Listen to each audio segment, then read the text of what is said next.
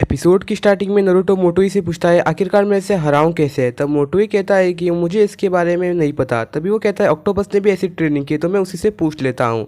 तभी वो याद करता है कैसे उन्होंने उसे मना कर दिया था। और तब वो कहता है आखिरकार मैं उन्हें मनाऊं कैसे, और आपको तो पता ही होगा उन्होंने ऐसी ट्रेनिंग की है, तो मुझे बताओ ऑक्टोपस के बारे में, मैं उनके बारे में जानना चाहता हूँ। फिर यहाँ पर मोटोई कहते हैं उसके बारे में जानना बहुत ही मुश्किल है कि मैं तुम्हें बताता हूँ। वो बचपन से ही जिंजुरी था और सभी लोग उसे हेट करते थे और सभी लोग उसे कुछ नहीं कहते थे और सिर्फ वो रैप करते ही रहता था। लेकिन तुम्हें पता है उसे जिंजुरी बनाने का कारण यही था कि उसका भाई रायकागे है, ये सिर्फ यही कारण है। और फिर वो कहते हैं कि रायकागे के रिलेटिव्स को ही जिंजुरी बनाया जाता है ताकि वो रायकागे की सुरक्षा कर सके। और किलर भी बचपन से ही एक अच्छा जिंजुरी बनना चाहते थे कि वो अपने भाई के काम आ सके।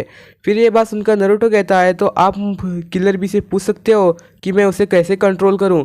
तभी यहाँ पर मोटोई कहते हैं मैं ऐसा नहीं कर सकता, मुझे उनसे पूछने का कोई भी अधिकार नहीं है क्योंकि मैंने उन्हें बचपन में एक बार मारने की कोशिश की थी। फिर यहाँ पर नरूटो कहता है तो आप ही ने कहा था कि आप उनकी बहुत ही ज़्यादा इज्जत करते हैं।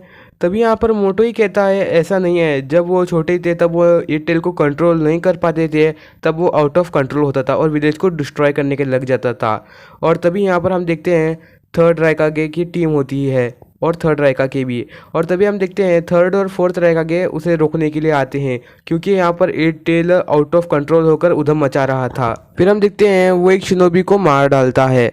फिर हम देखते हैं फोर्थ रायकागे होते हैं तो उसकी एक डेंटिकल को काट देते हैं और वो थर्ड रायकागे होते हैं और उसे सील कर देते हैं। फिर हम यहाँ पर देखते हैं सारी लाशें गिरी हुई होती है पानी में। तभी यहाँ पर अपने मोटोई बता रहे होते हैं कि ये सब जानते हुए भी विलेज के लोगों ने इस पर ध्यान नहीं दिया, वो फिर भी एयरटेल पर एक्सपेरिमेंट करते रहे जिसकी वजह से हमें इस विलेज में बहुत सारे लोगों की जान को चुकाना पड़ा। फिर यहाँ पर यामाटो कहते हैं तुम्हारे पिताजी को एयरटेल ने मार दिया तो इसलिए तुम किलर बी को मारना चाहते थे। तभी यहाँ पर मोटोई कहता है ऐसा नहीं है, उनसे पहले जो जिंजुरी बना उन्होंने मारा था मेरे पिताजी को, लेकिन यहाँ पर अगला जिंजुरी एयरटेल का किलर बी को बनाया गया। तभी यहाँ पर ये बात सुनकर वो थोड़ा शॉक हो जाते हैं और यामाटो पूछते हैं तो तुम आखिरकार उसे मारने की कोशिश क्यों की। फिर यहाँ पर मोटोई कहता है ऐसा नहीं है, मुझे लगता था कि एयरटेल को कंट्रोल कोई भी नहीं कर सकता, उसे कंट्रोल करना इम्पॉसिबल है। और तब हम देखते हैं यहाँ पर जब वो किलर भी अपने घर में जाता है तो उसकी माँ रो रही होती है। फिर वो कहता है ये सब देखकर मेरी नफरत एयरटेल के लिए बहुत ही ज़्यादा बढ़ गई।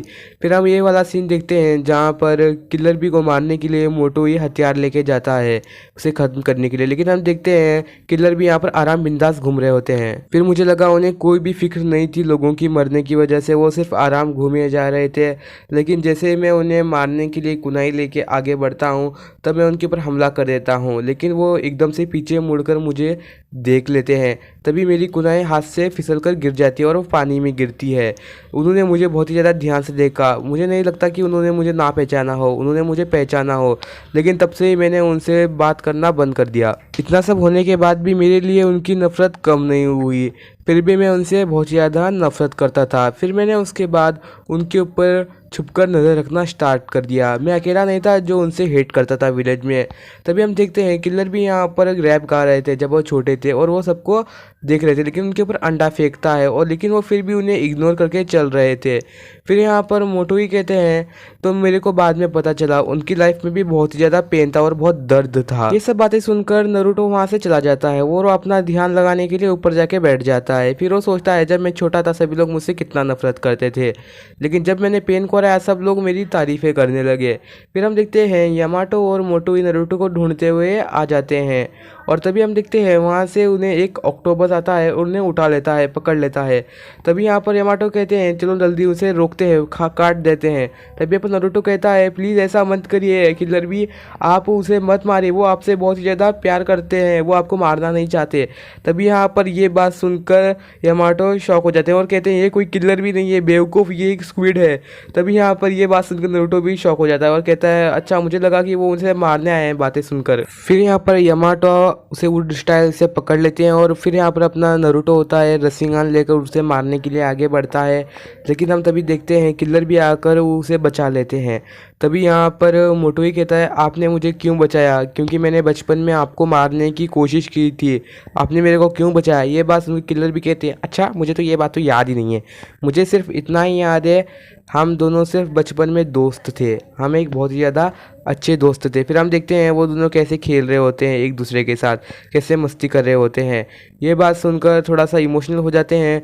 फिर वो एक दूसरे के साथ हाथ मिलाते हैं बचपन जैसा। तो आज के एपिसोड में बस इतना ही था। अगर आज का एपिसोड आपको अच्छा लगा हो तो चैनल को सब्सक्राइब ज़रूर से कर देना और वीडियो को लाइक करना मत भूलना, क्योंकि ये एनिमे सीरीज़ बहुत ही खतरनाक है और एक बिग थ्री का एक मेन एनिमे है। मतलब तीनों बिग थ्री में बहुत ही इंपॉर्टेंट एनिमे है। लेकिन इसके बाद हम वन पीस में जाएंगे तो मैं इस एनिमे को जल्दी से खत्म करने की कोशिश करूँगा और पर डे वीडियो लाने की कोशिश करूँगा। कल वीडियो नहीं है इसके लिए माफ़ करना। I am really sorry for you guys. तो मिलते हैं नेक्स्ट वाली वीडियो में, तब तक के लिए बाय बाय, गुड बाय।